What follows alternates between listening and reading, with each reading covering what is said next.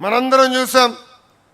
మెడపై కత్తి పెట్టి వాళ్ళ నాయకుడికి జై కొట్టమంటే జై తెలుగుదేశం, జై చంద్రబాబు అని చెప్పి ప్రాణాలు కోల్పోయాడు తోట చంద్ర.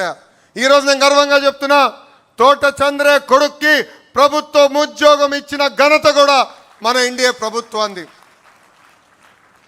నామినేషన్ పత్రాలు లాక్కుని దాడి చేస్తే మీసాలు మిలేసి తొడగొట్టాడు మన అంజిరెడ్డి తాత. అంతేకాదు, ఏకంగా వైకాపా రౌడీల దాడిలో రక్తం కారుతున్న చివరి ఓటు పడే వరకు ఓటింగ్ బూత్లో నిలబడారు మన మంజుల గారు. వైసీపీ గూండాలు ఏకంగా వచ్చి కంటి చూపు పోయే విధంగా పొడిచినా ఎత్తిన పసుపు జెండా దించకుండా నిలబడింది మన చెన్నుపాటి గాంధీ.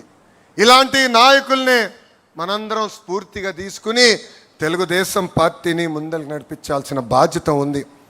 కేసుల కోసం భయపడం, ఏనాడు వెనక తిరిగి మనం చూడలేదు. వేదికమైన అనేక నాయకుల్ని అరెస్ట్ చేశారు. మన అచ్చన్న గారు కానివ్వండి, కొల్లు రవి గారు కానివ్వండి, ఇట్లా అనేక మందిని అరెస్ట్ చేసి జైలుకు పంపించిన మనం ఎప్పుడూ వెనక్కి తగ్గలేదు. అందుకే వై నాట్ 175 అంటే చివరికి టీమ్ 11 మిగిలే పరిస్థితి ప్రజలే ఇచ్చారు. 2024 ఎన్నికల్లో అందరం కలిసికట్టుగా రికార్డులు బద్దలు కొట్టాం. భారతదేశ చరిత్రలో ఎప్పుడు జరిగిన విధంగా 94% స్థానాలు మనం కైవసం చేసుకున్నాం. 175 నియోజకవర్గాల్లో 164 స్థానాలు ఎన్డీఏ సొంతం చేసుకుంది.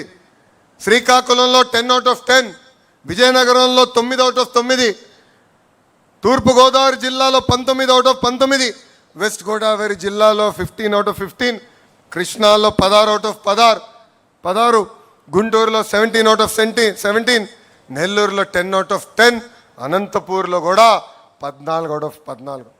అంటే 8 ఉమ్మడి జిల్లాల్లో క్లీన్ స్వీప్ వచ్చింది.